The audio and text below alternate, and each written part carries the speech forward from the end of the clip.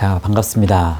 오늘 1월 첫 주일 예배, 이번 주 단어 묵상이 첫 번째 단어가 세례예요. 세례. 그죠? 세례 관련해서 우리가 조금 공부를 해야 되는데, 오늘 말씀 굉장히 아까 말씀드린 대로 중요한 말씀이 됩니다. 세례라는 단어, 구약 말씀에는 세례가 있습니까? 없습니까?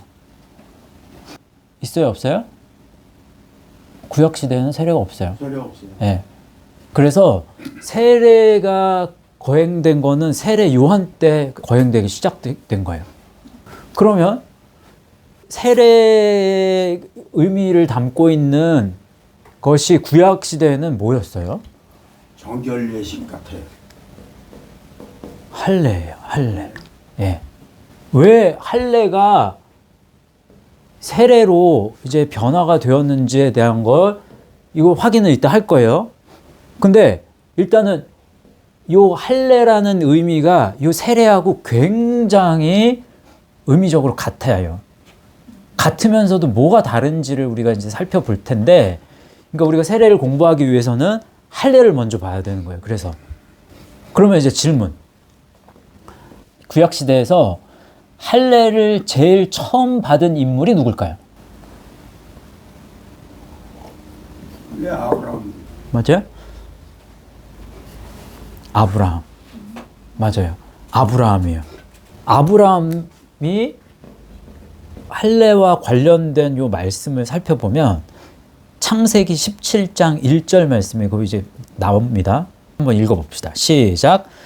아브라함이 99세 때에 여호와께서 아브라함에게 나타나서 그에게 이르시되 나는 전능한 하나님이라 너는 내 앞에서 행하여 완전하라. 자, 하나님이 뭐라고 그랬어요? 행하여 완전하라 라는 명령을 하시면서 하나님이 두 가지 명령을 하시는데, 그 첫 번째 명령이 뭔지 아세요? 17장의 첫 번째 명령이 네 이름을 아브라함에서 아브라함으로 바꿔 라고 하신 거예요. 아브라함의 뜻은 뭐고 아브라함의 뜻은 뭐예요, 그러면? 아브라함은 모르겠는데 아브라함은 네. 열국의 아비. 네. 열국의 아버지가 되어라. 이 아브라함은 존귀한 아버지예요. 그 이름이 가지고 있는 뜻은 내 인생의, 내 삶의 목표와 또 내 삶의 방향성을 가리킨단 말이에요. 나라는 사람의 정체성이 무엇인가, 어디를 향하고 있는가. 근데 아브라함은 처음에 이 나는 존귀한 아버지가 되기를 원해 라는 뜻이었단 말이에요. 그런데 그 삶의 방향을 더 광범위한 방향으로 넓혀주셨어. 아니야, 넌 열국의 아버지가 되어야 해. 너의 삶의 목적과 방향은 모든 민족의 아버지. 이거 잘 기억해 놓으세요. 이거를 일단.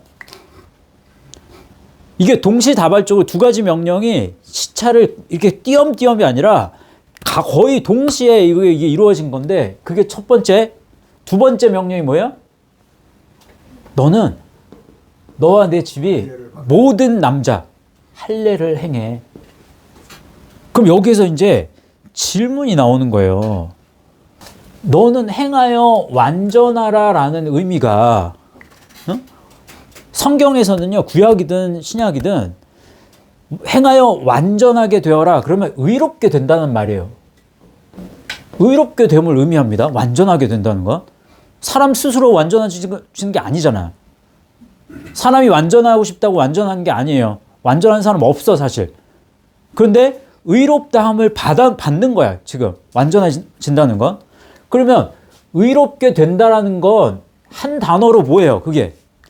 어떻게 의롭게 돼? 믿음으로 의롭게 돼요. 그쵸? 그러면요, 잘 생각해 보세요. 아브라함이 지금 할례를 받기 이전에는 그러면은 믿음이 없었어? 의롭지 않았어? 있었어요. 언제부터? 15장. 15장이 뭔데요? 15장. 아브라함이 여호와를 믿으니 이를 그의 의로 여기시고.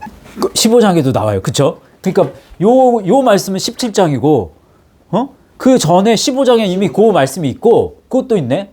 그리고 히브리서 말씀에 보면요. 히브리서 11장 8절 말씀 보세요. 아브라함의 믿음을 이야기할 때 8절 읽어보세요. 시작. 믿음으로 아브라함은 부르심을 받았을 때 순종하여 장래 유업으로 받을 땅에 나아갈새 갈 바를 알지 못하고 나아갔으며, 이게 믿음이라고 그랬죠. 그러면 15장 이전에 12장에 내가 너에게 지시할 땅으로 가라 라고 했을 때 그걸 믿고 가는 거란 말이에요. 그러면 그때부터 의롭다고 여겨짐을 받은 거예요. 그렇죠? 그럼 여기서 질문이 생기는 거야. 이미 의로운 아브라함한테 왜 행하여 완전하라 라는 말씀을 하셨지? 이상하지 않아요? 의롭다 하신 거를 인쳐준 거라고 얘기했는데. 아닙니다. 이걸 풀어야 돼. 왜? 이건 생각을 해보셔야 돼. 다른 애들도 이렇게 하라고. 그럼 그거를 이제 더 설명해야 돼. 그 부분 이제 더 풀면 답이 나와. 이름의 뜻 가운데 답이 거기 숨어 있어요.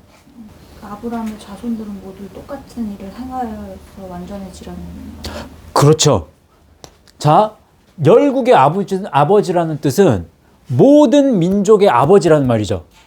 근데 모든 민족의 아버지를 그러면 두 개로 쪼개 보면, 모든 민족의 아버지라고 했을 때 무할례자의 아버지, 할례자의 아버지, 이렇게 쪼개는 거예요. 그러면 아브라함이 할례를 받기 이전에 무할례자였을 때 의롭게 됐잖아. 그러면 그 대상의 모범이 된 거고, 그리고 할례자의 아버지로서 또 조상이 되어야 되니까 할례자로서 또 의롭게 되는 아버지의 표본을 또 만들어야 되는 거예요. 아브라함이라는 이 한 사람은 그래서 열국의 아버지가 되는 거예요. 그래서 이 두 가지를 다 포함시켜. 그 말씀이 여러분이 지금 할례와 세례를 잘 이해하기 위해서는요, 로마서 2장, 그리고 로마서 4장, 그리고 갈라디아서 5장, 요 말씀을 잘 보셔야 돼요. 여기에 굉장히 많은 것들이 숨겨져 있어요. 이게 굉장히 광범위한 연구고 굉장히 이게 심오한 말씀이 많거든요. 로마서 4장 제가 11절, 12절을 한번 읽어볼 텐데 11절 먼저 읽어보세요. 시작. 그가 할례의 표를 받은 것은 무할례 시에 믿음으로 된 의를 인친 것이니 이는 무할례자로서 믿는 모든 자의 조상이 되어 그들도 의로 여기심을 얻게 하려 하심이라 라고 했죠. 그래서 무할례자의 조상으로서, 무할례자의 아버지로서의 모범을 보이신 거야. 그런데 할례를 행함으로써 이제 12절, 로마서 4장 12절 시작. 또한 할례자의 조상이 되었나니 곧 할례 받을 자에게뿐 아니라 우리 조상 아브라함이 무할례 시에 가졌던 믿음의 자취를 따르는 자들에게도 그러하니라. 그죠? 그래서 아브라함은 믿음의 조상이 된 거예요. 됐죠? 그러면 아브라함의 자손에 대한 부분을 이제 점검을 해야 되는데, 아브라함의 자손이다 라고 했을 때, 오늘 말씀은요, 사실은 이 모든 것들이 다 이원론에 입각해서 보면 말씀을 풀기가 굉장히 쉬워집니다. 그러면 아브라함의 자손이라고 했을 때 예수님이 유대인들하고 요한복음 몇 장이죠? 요한복음 8장에 보면 이거 논쟁을 막 해요. 유대인들하고. 왜? 아브라함의 자손이라고 했을 때 육신으로서만 아브라함의 자손이야. 근데 육신의 아브라함의 자손은 예수님은 너네 아브라함의 자손이 아니야 라고 그렇게 말씀하시는 거나 마찬가지라고. 지금 이 아브라함의 자손에 대한 그 기준이 무엇인가를 일단은 살펴봐야 돼. 여기에서 그게 아브라함의 자손이라고 했을 때 아브라함의 자손은 아브라함이 행한 일을 이 자손들도 한 거예요. 그러면 아브라함의 자손이라고 했을 때 아브라함이 행한 일이 뭔데? 할례예요, 할례.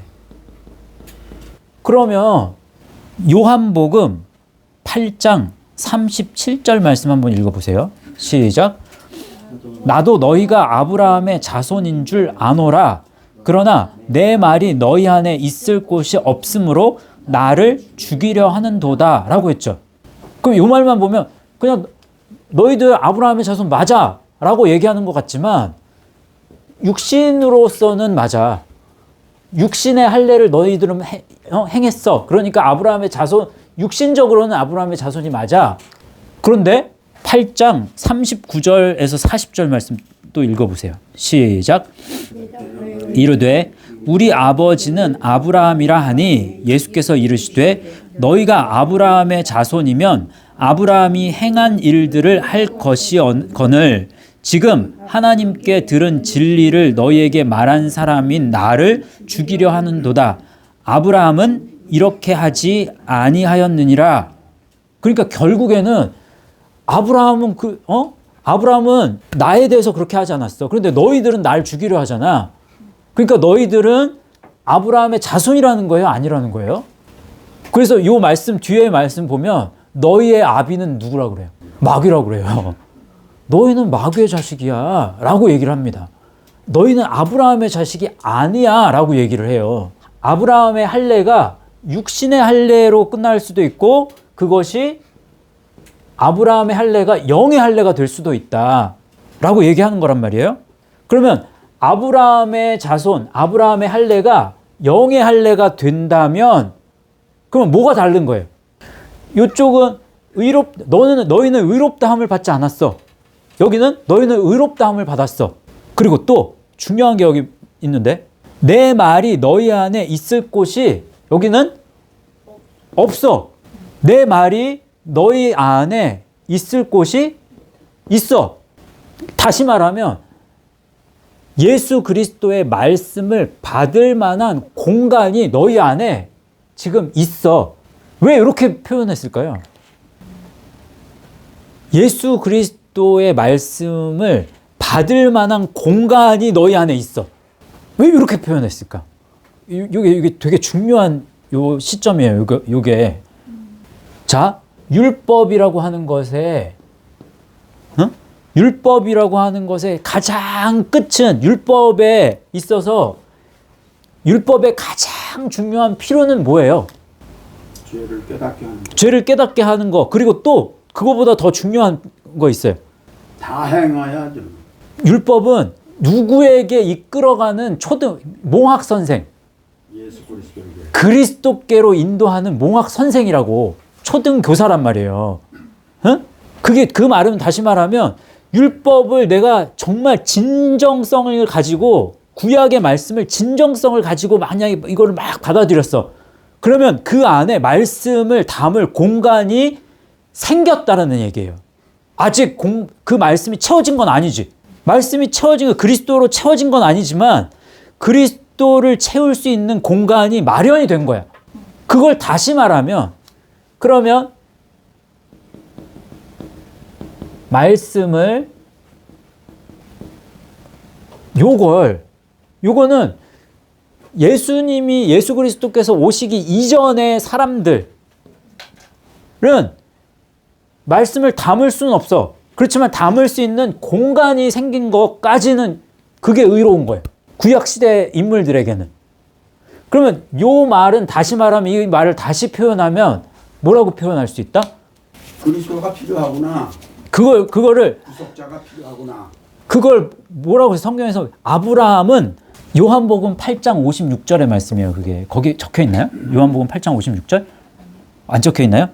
너희 조상 아브라함은 나를 보고 나의 때 볼 것을 즐거워하다가 보고 기뻐하였느니라. 그러니까 히브리서 11장에도 나오죠. 멀리서 보고 환영하였다고 얘기했잖아요. 보고 믿고 환영했다. 믿고라는 말은 거기 없습니다. 그 말이에요. 멀리서 보고 누구를 멀리서 봐? 그리스도께서 걸어가신 그 길. 됐어요? 그러면 이원론으로 쪼갤 때 지금 이게 이제 여러 갈래로 쪼개지는 게 이게 어려운 거예요. 그래서 아브라함의 자손은 육의 자손, 영의 자손으로 이렇게 쪼개. 근데 이거를 그러면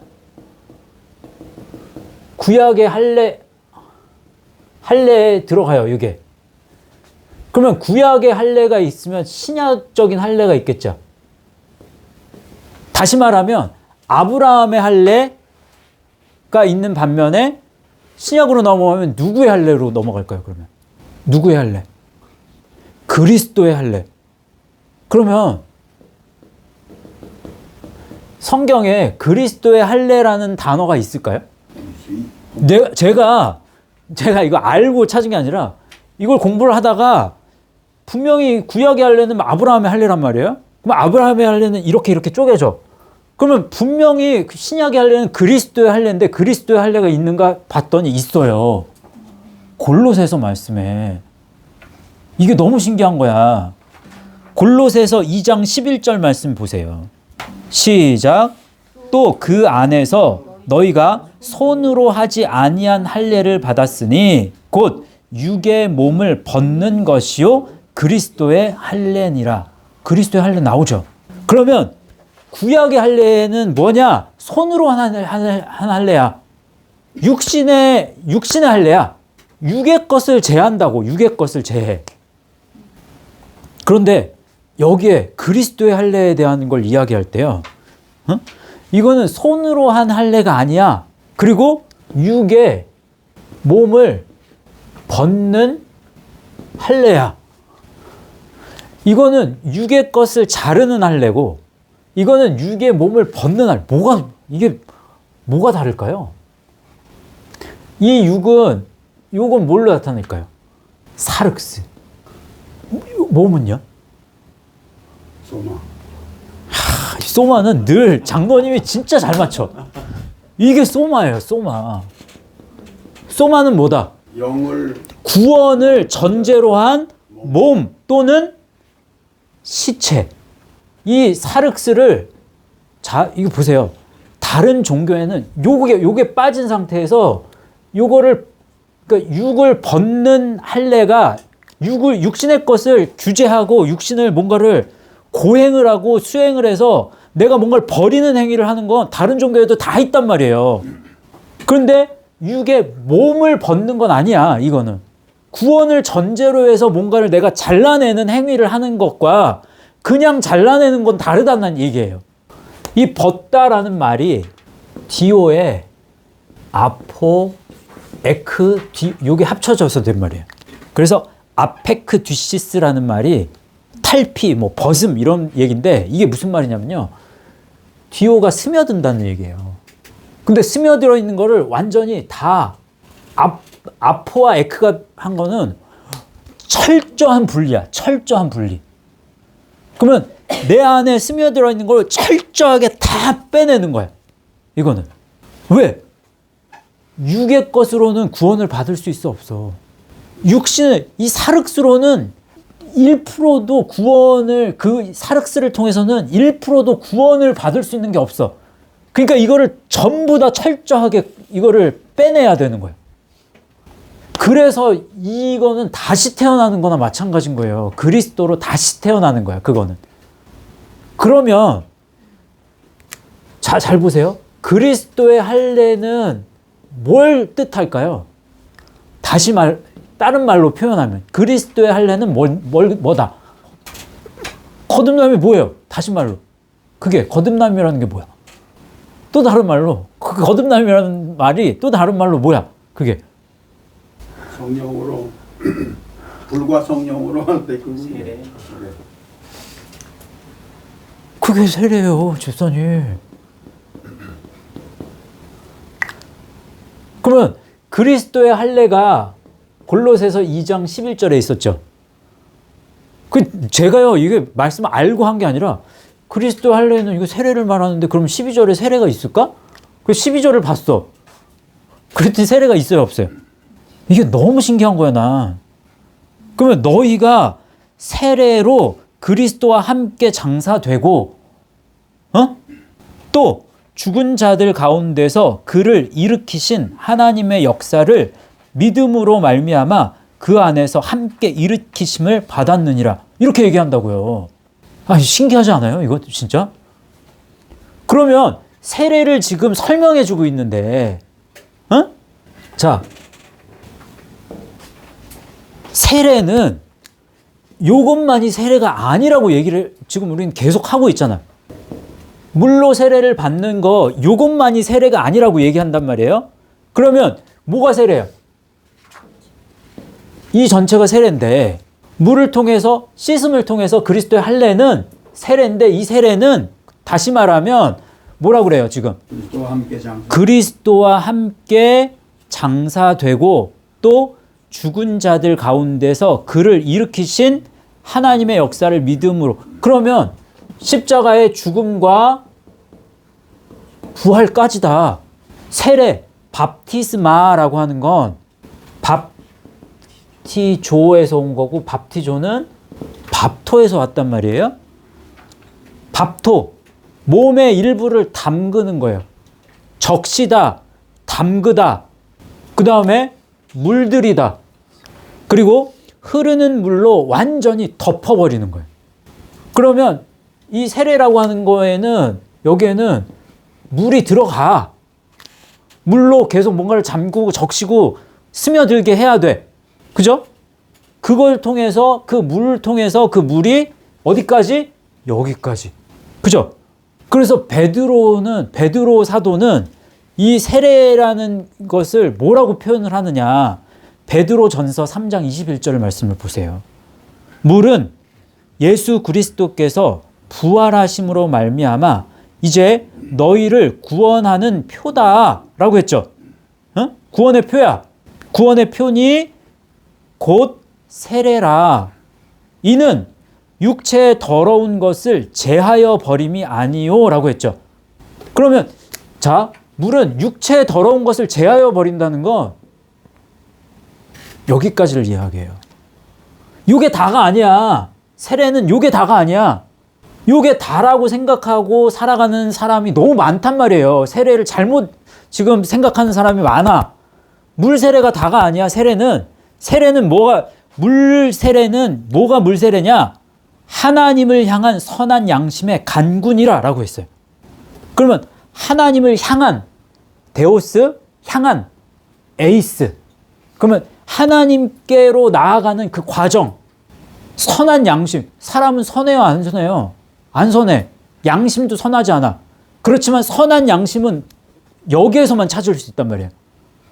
그러면 하나님께로 나아가는데 이것을 통해서 하나님께 나아가. 근데 간구래, 간구. 이게 에페로테마라고 되어 있죠. 에페로테마는 에피와 레오가 합쳐서 된 말이에요. 에피, 십자가 또는 십자가로 가까이 나아가는 거야. 십자가에 가까이 나아가는 과정 속에서 말하고 만들고 흐르고 명령하는 거예요. 너무 신기하죠. 그게 간구예요. 간구. 그럼 이쪽으로 나아가는 과정을 통해서 말씀으로 이쪽으로 나아가는데 이거를 하면서 이걸 계속 만들어 나가. 흐르게 해. 물이 흐르게 해. 그러면 세례 요한이 그 말하죠. 나는 너희에게 물로 세례를 베풀거니와 그는 성령. 이게 복음서마다 조금씩 다릅니다. 마가복음에서는 성령이라고 얘기하지만 마태복음과 누가복음에서는요. 성령과 불로. 불과 성령이라고 해요. 성령과 불이 들어가요. 거기에. 그건 나중에 이제 그 개념은 나중에 해드리겠지만 그러면 성령으로 이 세례는 무슨 세례라고 그랬어요? 성령 세례라고 그랬잖아요. 맞잖아. 그러면 물과 성령으로. 그죠?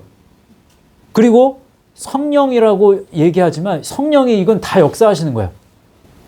요한 일서에서 요한은 물과 피와 물과 피. 한번 읽어볼까요? 먼저 요한일서 5장 먼저 1절 보세요. 자, 이게 되게 중요한 거예요. 예수께서 그리스도이심을 믿는 자마다 그랬어요. 예수님을 그리스도로 믿는 거예요. 이 길을 걸어가는 건 예수님이 그리스도이시구나라는 사실을 깨닫는 거예요. 응? 그것을 믿는 자마다 하나님께로부터 난 자래. 거듭나는 거예요. 이게. 그래서 하나님께로부터 난 자니 또한 낳으신 이를 사랑하는 자마다 그에게서 난 자를 사랑하느니라. 신앙생활을 하는데 이게 안 보여. 이걸 못 봐. 물세례밖에 몰라. 응? 그런데 여러분 서로 사랑해야 합니다 라고 얘기를 해. 사랑을 강조해. 그럼 그 사람은 사랑을 정말 아는 사람이에요? 모르는 사람이에요? 이걸 지금 그러니까 말씀을 통해서 예수님을 그리스도로 지금 내가 몰라 잘. 그런데 사랑을 강조한다면 그 사람은 사랑을 아는 거예요? 모르는 거예요? 그냥 사랑을 강조한다고 저 사람은 참 사랑을 중요하게 여기는 사람이고 사랑하는 사람이야. 이게 아니라고. 이걸 모르는데 무슨 사랑을. 하나님이 예수 그리스도를 세상에 보내셨잖아. 사랑의 표본으로 보내셨다고. 이게 가장 큰 사랑이라고 보여주신 거예요. 하나님이 우리에게 보여주신 사랑은 이게 가장 큰 사랑이라고 보여주신 거라고. 근데 이걸 내가 알지 못하면서도 사랑을 강조한다? 그럼 그건 거짓된 사랑이지. 뭔가 잘못된 사랑이지. 속으면 안 돼요. 근데 말에 속는 사람이 너무 많아. 이걸 보면서도 사랑이 잘 안 됐는데, 이거 우리 알잖아요. 이거 모르지 않잖아. 예수님을 그리스도로 보는 이게 굉장히 중요하고 이게 가장 큰 사랑인 걸 알면서도 사랑하기가 어려워. 사랑하기가 잘 안 돼. 왜? 이게 뭔가를 버리는 과정, 내 안에 뭔가 사륵스를 죽이는 과정이 그만큼 어렵거든. 그게 돼야 사랑이 된다고.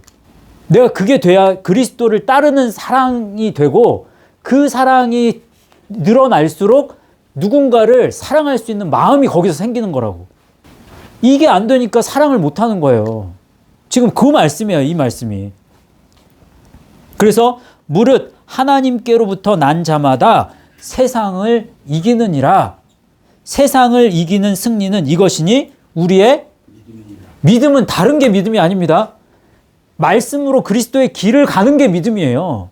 이 길을 가면 승리할 수 있어. 세상을 이길 수 있어. 그래서 누군가를 사랑할 수도 있어. 이 얘기를 하는 거라고. 그래서 계속 이걸 설명하는 거예요. 요한이. 요한일서 그래서 5절, 6절 보세요.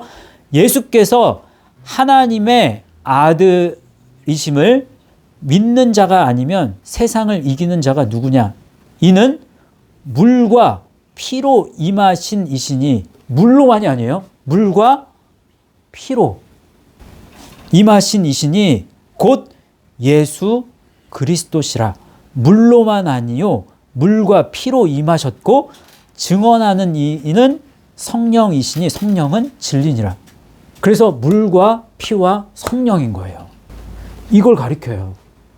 요 의미예요. 그러면 자, 여기 보세요. 그리스도의 할례는 다시 말하면 세례라고 했어. 세례를 다시 다른 말로 표현하면 이게 세례잖아요. 근데 이걸 다른 말로 표현하면 뭐라고 표현할 수 있는지 아세요? 뭐 믿음이라고도 할 수 있고, 또 하나님 나라 천국 것도 다. 요 뒤오라는 단어가 굉장히 많이 반복돼요. 뭘 벗었잖아 지금. 완전히 육의 것은 벗었다고 그랬어요. 육의 몸을 벗었어. 그러면 육의 몸을 벗었다라고 하는 것은 뭔가를 벗은 거야. 그러면 옷을 다시 입어야 되잖아요. 그죠? 옷을 입다라는 개념이 뭔지 아세요? 뒤오에 어떤 전치사가 붙을까요? NDO. 그러면 옷을 입다가 되는 거예요. 그러면 뭐로 옷 입어야 돼? 뭐로?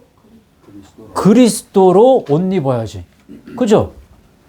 그리스도로 옷 입는, 그래서 성경에서는 그리스도로 옷 입는다라는 표현도 있고, 그리스도는 사람이긴 사람인데 옛사람이야, 새사람이야? 새 사람이죠. 그래서 새 사람을 입으라라는 표현도 있는 거예요. 다시 똑같은 말이야. 그러면 그리스도로 옷 입으라는 표현을 그거를 다시 한번 순화시켜 가지고 새 사람을 입으라 또는 그리스도로 옷 입으라. 근데 이 엔디오라는 말은 뒤오는 스며드는 거잖아요. 그러면 물이 스며들고 피가 스며들어야 돼. 옷에 우리는 옛 옷을 벗어버렸어. 육의 옷은. 그 새 옷을 입었단 말이에요. 그게 의의 옷이란 말이야. 어? 이 옷의 색깔은 무슨 색깔일까요, 그러면? 무슨 색? 새 옷을 입은 거 흰색이야. 흰 옷을 입었어요. 이 옷을 희게 만들려면 무얼 뿌려야 돼, 계속? 피를 계속 뿌려야지. 그죠? 물로 씻었어. 그럼 물로 씻은 다음에, 그 다음에 계속해서 피로 뿌려야 돼, 보혈의 피를. 그 말씀이 계시록 19장 13절, 14절 말씀이에요. 또 그가 피 뿌린 옷을 입었는데 그 이름은 하나님의 말씀이라 칭하더라. 말씀으로 피 뿌린다는 거예요. 그죠? 하늘에 있는 군대들이 희고 깨끗한 세마포 옷을 입고 백마를 타고 그를 따르더라. 그 흰 옷을 입은 백성들이 그 옷을 입은 거는 옳은 행실이라는 말도 나와요, 나중에. 19장에는. 에베소서 4장 23절 24절 읽어보세요. 시작. 오직 너희의 심령이 새롭게 되어 하나님을 따라 의와 진리의 거룩함으로 지으심을 받은 새 사람을 입으라. 새 사람을 입으라. NBO 하라. 그러면 그리스도로 옷 입으라라는 건 여기에서 뭐래요? 심령이 새롭게 되는 거예요. 육이 새롭게 되는 게 아니라 그리스도의 할례의 중심은 심령이 새롭게 되는 거예요. 심령이. 하나님을 따라 그리스도를 따라 의와 진리의 거룩함으로 의롭게 되는 거잖아. 이게 진리잖아. 진리. 이쪽으로 가면 갈수록 거룩해진다고. 그래서 의와 진리의 거룩함으로 지으심을 받은 새 사람을 입으라. 그런 표본을 보여주신 그리스도를 따라서 너희도 그리스도로 옷 입어라. 이 얘기예요. 그 말씀을 갈라디아서 3장 27절은 또 이렇게 얘기를 하는 거예요. 누구든지 그리스도와 합하기 위하여 세례를 받은 자는 그리스도로 옷 입었느니라. 그리스도로 옷 입었다. 뭐 썼어요? NDO 썼어요. 성경에서는요. 왜? 세례라는 건 굉장히 중요한 요소인데 세례를 잘못 이해하는 사람이 너무 많은 거야. 세례는 다시 말하면 구약에서는 할례란 말이에요. 여러분 사도 바울 사도가 죽을 위기를 굉장히 많이 맞았었어. 유대인들한테 엄청난 핍박 한 번, 두 번이 아니야, 아마. 뭐 돌에도 맞고, 하여튼 어마어마한 핍박을 받았는데 그 핍박을 받은 이유가 뭔지 아세요? 할례 때문에. 할례 때문에 그래요. 할례 때문에. 갈라디아서 5장 11절 말씀 읽어보시면 형제들아 내가 지금까지 할례를 전한다면 어찌 지금까지 박해를 받으리요. 나 할례를 전하면 박해 안 받았을 거야. 그리하였으면 십자가의 걸림돌이 제거되었으리니 십자가로 가는 데 있어서 걸림돌이 뭐라는 거예요, 그러니? 십자가로 가는데 돌멩이들이 있어. 덫이 있어. 올가미가 있다고.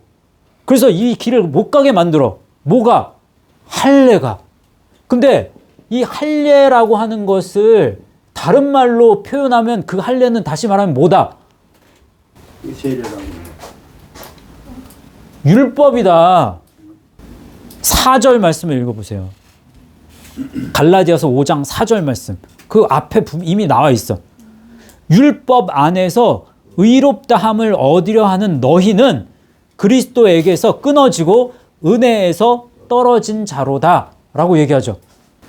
그러면 이 지금 바울이 얘기하는 요 할례는 유대인의 할례니까 당연히 육신에 속한 아브라함의 자손인데 이 유대인들 근데 이 영까지 이거를 이해를 못하는 육신의 할례만을 할례로 여기는 자들 말하는 거예요. 요 사람들은 요 할례니까 그거는 율법으로 의롭다함을 받는다고 여기는 사람이란 말이에요. 할례는 어디에다가 해야 돼? 육에다 하는 게 아니라 할례는 어디에다 해야 돼? 마음에 하라고. 마음에다가 하라는 거예요.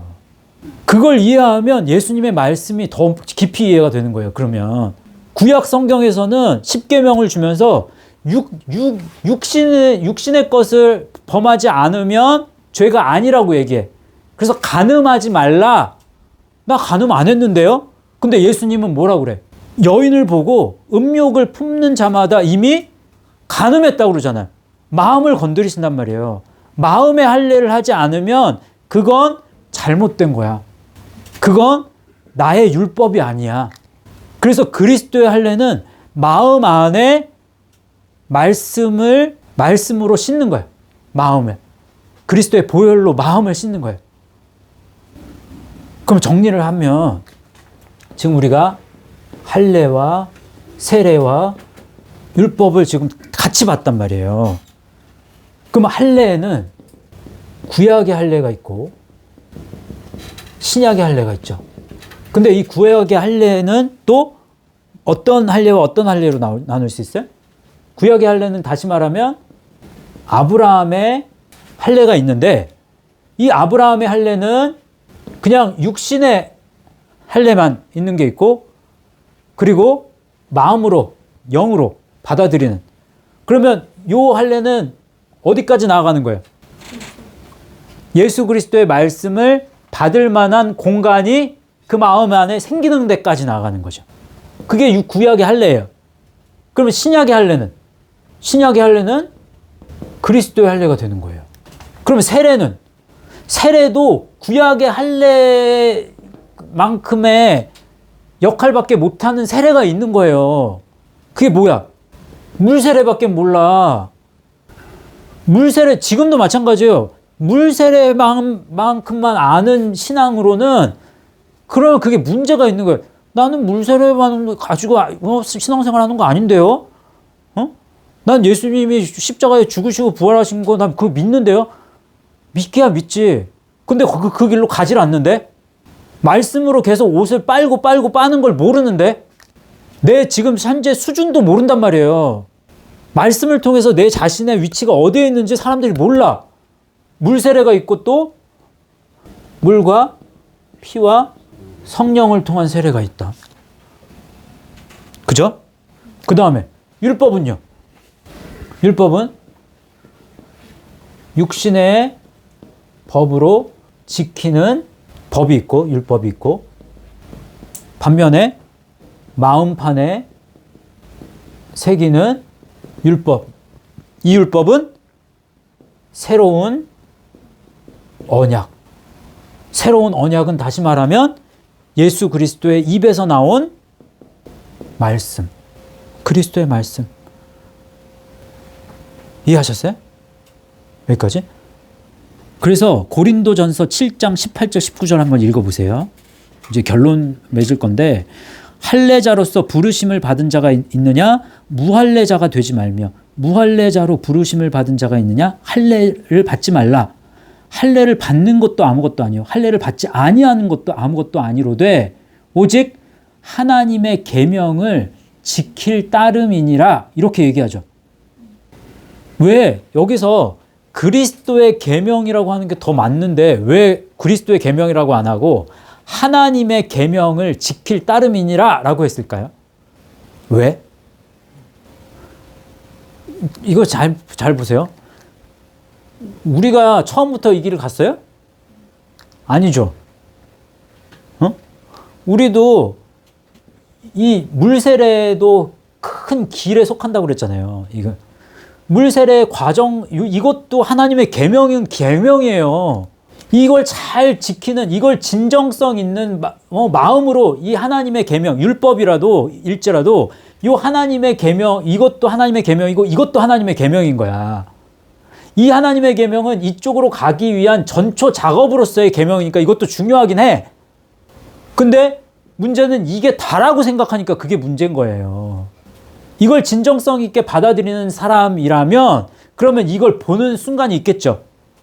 그리스도를 볼 수 있는 여지가 생기는데 이것도 하나님의 그래서 이게 하나님의 계명이라고 얘기하는 거예요.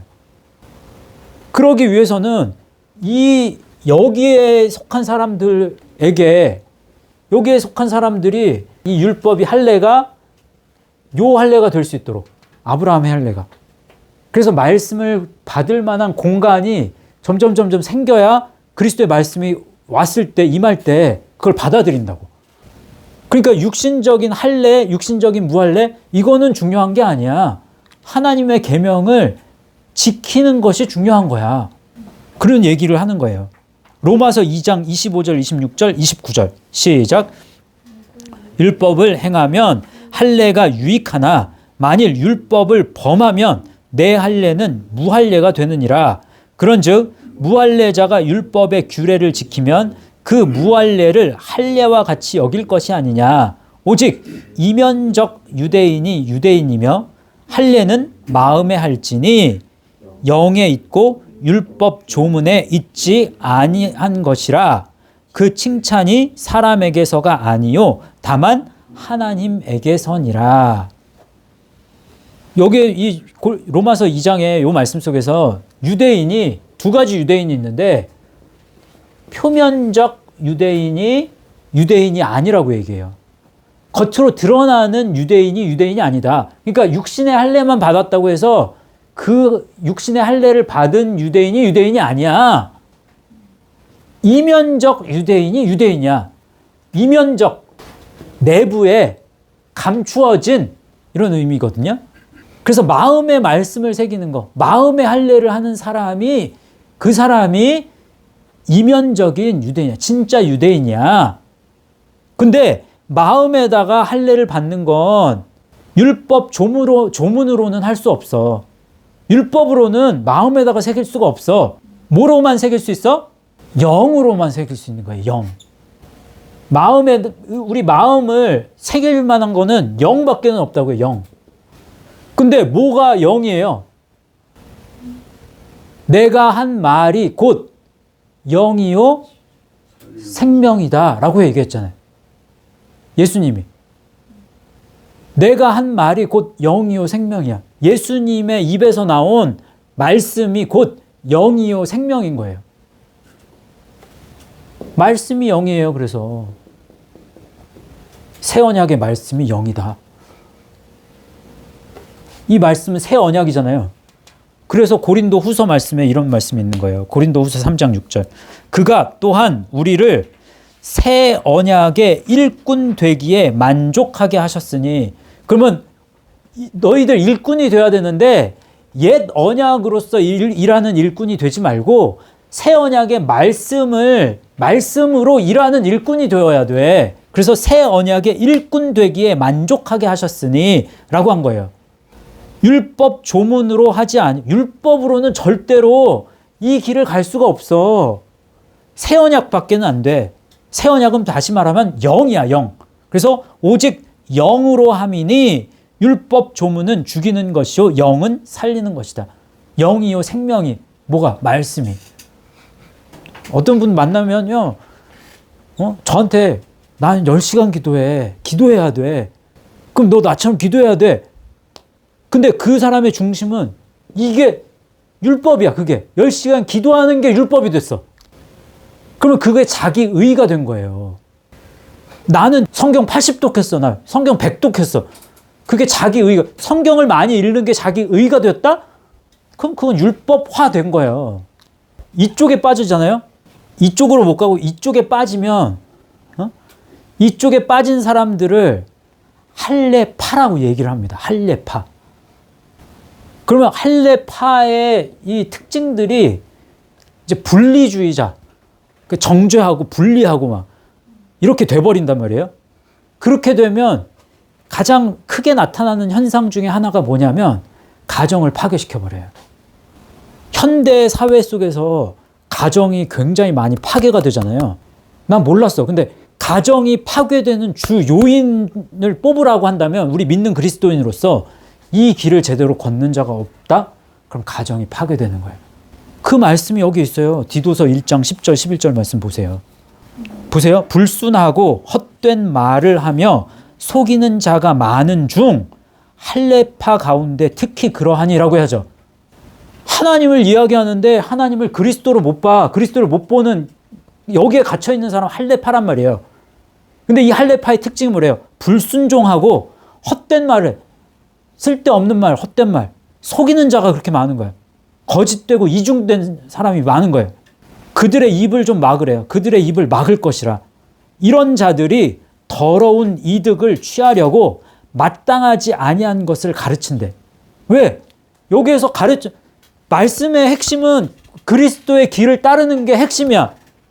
근데 이걸 못 보니까 말씀을 가지고 쓸데없는 걸 가리킨단 말이에요.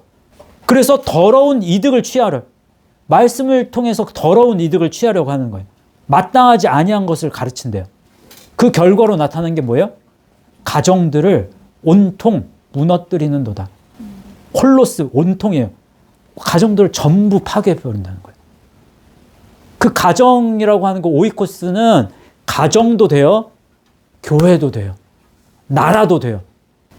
우리나라 보세요. 가정 파괴됐죠? 교회 파괴됐어요? 여러분 눈에 교회가 파괴됐습니까? 안 됐습니까?